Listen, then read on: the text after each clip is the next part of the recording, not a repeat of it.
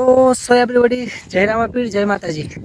તો મિત્રો આજે આપણે વિડીયોની અંદર એક એવા વ્યક્તિ વિશે વાત કરવાના છીએ જેમ કે આપણે અત્યારે દેશની અંદર ગુજરાતની અંદર નહીં પણ દેશની અંદર તેમનું નામ ચર્ચામાં આવે છે। મિત્રો એવા તો ઘણા બધા વ્યક્તિ છે જેમ કે આપણા ખજૂરભાઈ છે, નીતિન જાની છે, જે બી અત્યાર સુધીમાં લગભગ 400થી વધારે મકાન બનાવી ચૂક્યા છે। અને આપણે અત્યારે એક એવા બીજા વ્યક્તિની વાત કરવા જઈ રહ્યા છીએ જેમ કે આપણે અત્યારે દેશની અંદર એક એવું ફાઉન્ડેશન ચાલે છે મહિપતસિંહ ફાઉન્ડેશન, જેમાં આપણા મહિપતસિંહ બાપુ જે દર વર્ષે દીકરીઓના સમૂહ લગ્ન કરાવે છે, જેમાં તમામ ખર્ચો મહિપતસિંહ ફાઉન્ડેશન દ્વારા કરવામાં આવે છે। અને હા મિત્રો જણાવી દઉં કે અત્યારે અમુકથી આ બધું બરદાસ્ત નથી થતું, એટલે અમુક લોકો કોઈક સારા કામ કરતું હોય તેમની ઉપર સવાલો ઉઠાવે છે અને તેમની ઉપર ખરાબ આરોપો લગાવે છે। તો આ મિત્રો તમને જણાવી દઉં કે અત્યારે આપણા જે મહિપતસિંહ ફાઉન્ડેશનના જે મહિપતસિંહ બાપુ જે આ કાર્ય કરી રહ્યા છે લોકોની સેવા કરવાનું। અને મિત્રો વિડીયોને આગળ શરૂ કરતા પહેલા હું તમને તેમના જે બે શબ્દ તે કહે છે તેમના વિશે તમને હું વિડીયો બતાવવા માંગુ છું મહિપતસિંહ બાપુનો। તમે આ વિડીયોની અંદર અને ફરી આપણે વિડીયો આગળ ચર્ચા કરીએ। જુઓ તમે આ વિડીયો અને ફરીથી આપણે આગળ ચર્ચા કરીએ। પહેલા આ વિડીયો જોઈએ, ફરીથી થોડી વાતચીત આગળ કરીએ। તો મિત્રો જુઓ આ વિડીયો તમે ધ્યાનથી સાંભળો।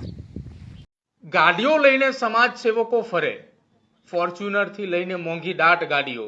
કિંમતની વાત કરીએ તો 35 લાખ, 40 લાખ, 45 લાખની ગાડીઓ લઈને ફરવું। તો આ બધી ગાડીઓ લઈને ફરવા પાછળ એ ડીઝલ પણ એટલો ખર્ચો થાય, ગાડીઓ લઈને જાઓ એટલે ડ્રાઈવર પણ સાથે હોય। તો આ બધા એ રૂપિયા મહિપતસિંહ ફાઉન્ડેશનની અંદરથી વપરાય છે કે મહિપતસિંહના પોતાના ખીચામાંથી વપરાય છે? પહેલા તો અધૂરી માહિતી છે બધા માટે। બધા બોલતા હોય છે કે ઘણા લોકો કે ભાઈ ફોર્ચ્યુનર લઈને ફરે છે। મારી પાસે ફોર્ચ્યુનર એકલી નથી, મારી પાસે ઇનોવા પણ છે। ફોર્ચ્યુનર લગભગ 48 લાખની છે અને ઇનોવા લગભગ 36 લાખની છે।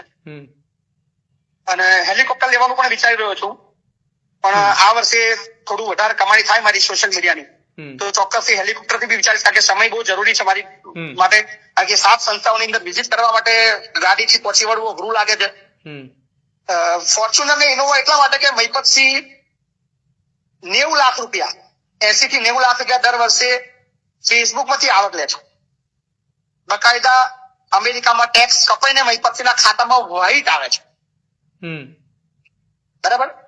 સો એ લાખ રૂપિયાનો હપ્તો મારા માટે કદાચ બહુ નાનો લાગે છે, એટલે હેલિકોપ્ટર મેં હમણાં સર્ચ કરી દઉં, 5-1 કરોડ રૂપિયાનું આવે છે અને 1 કરોડ રૂપિયા ડાઉન પેમેન્ટ ભરવાનું હોય એ હું ભરીને મારી ગણતરી છે કે 7-8 લાખ રૂપિયા ઈએમઆઈ હું ભરી શકું। કારણ કે આ વખતે મારા 2.5 મિલિયન ફોલોવર થઈ ગયા છે, એટલે અર્નિંગ આ વખતે 10 થી 11 લાખ રૂપિયા મહિને થશે ફેસબુકની, મારી યુટ્યુબની।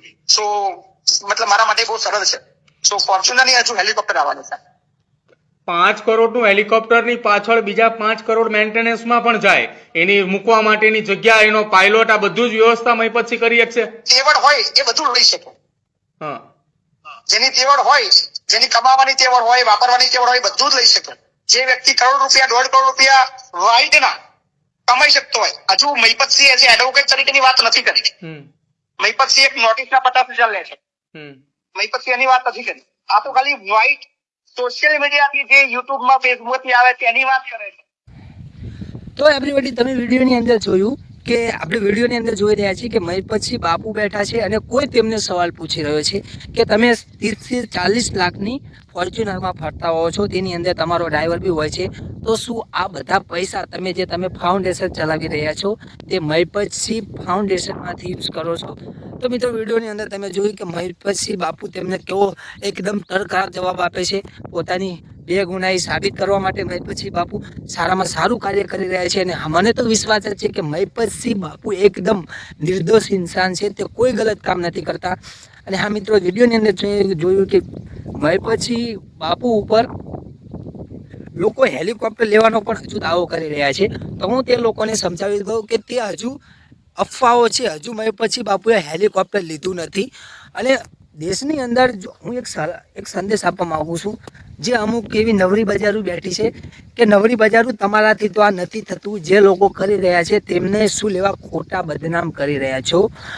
અને તમારાથી જો કોઈને રૂપિયો દાન આપવાનો હોય ને, જે દાન આપતા હોય તેની શું લેવા ખાલી ખોટી બદનામી કરી રહ્યા છો।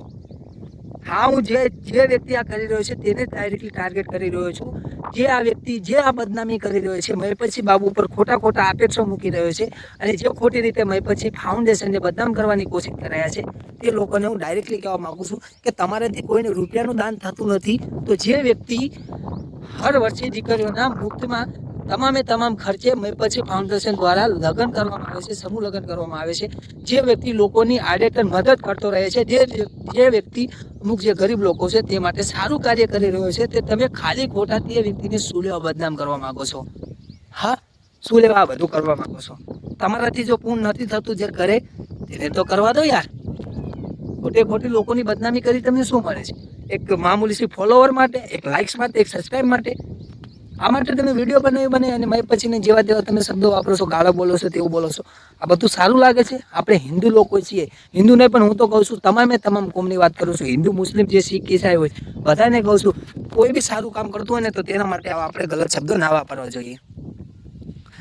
અને હું મિત્રો મારી સોશિયલ મીડિયા ફેમિલીને એટલું કહેવા માગું છું કે તમને ખોટું લાગ્યું ને તો આઈ એમ વેરી સોરી. પણ મિત્રો જે બી મેં કીધું ને સાચું કીધું છે. જો કોઈ વ્યક્તિ સારું કામ કરતું હોય ને તો એને આવી રીતે બદનામ ના કરાય. અને મિત્રો હું તમને એક નિવેદન કરવા માંગુ છું, મારો આ વિડીયો ગમ્યો હોય ને તો આ વિડીયોને બને તેટલો જલ્દીથી જલ્દી મયપતસિંહ બાપુ સુધી પહોંચાડો અને બને તેટલો આ વિડીયોને શેર કરો, જેથી આપણા મયપતસિંહ બાપુ પર ખોટા આક્ષેપો લગાવવામાં આવે છે તે જલ્દીથી જલ્દી ખોટા સાબિત થાય અને આપણા મયપતસિંહ બાપુ ફરી એકવાર સત્ય તરીકે સાબિત થાય.